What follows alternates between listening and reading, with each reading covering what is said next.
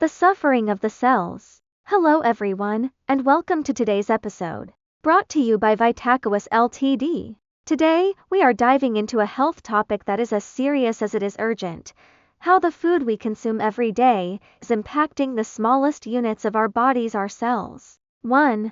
The silent struggle of the cell.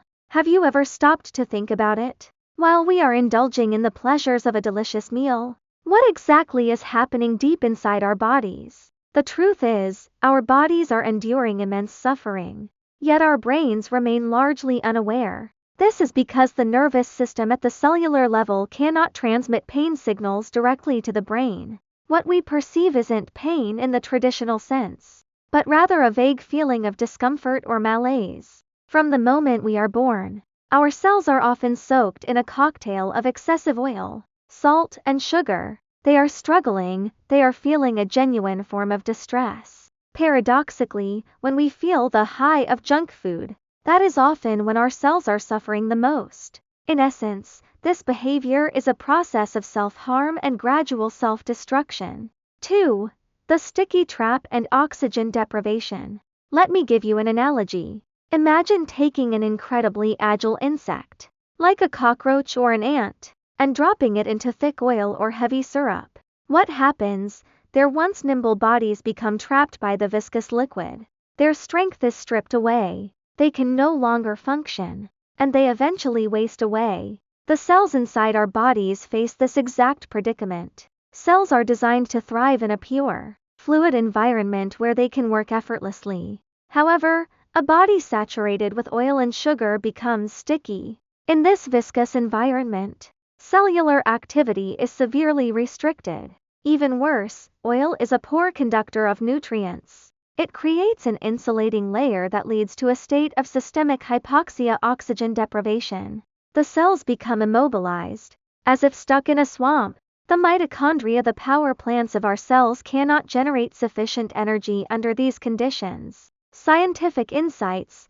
Research shows that in a clean environment, a mitochondrion might produce 10 units of energy for every 10 cycles of work. In a sticky environment, it might struggle to complete even 3 or 4 cycles. The result? A total lack of physical energy and drive. You become like a machine running on a dying battery. 3. Cognitive impairment and energy exhaustion.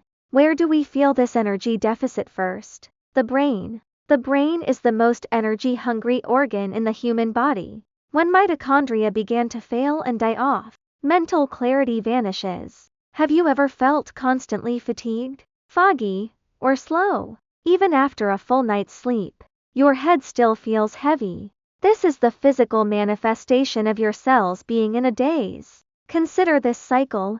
Your body's cleaning crew spends 10 or 12 hours trying to clear out the burden of the previous meal's oil and sugar. Just as things start to improve, the next meal arrives, and the system is flooded all over again. It is a bottomless pit.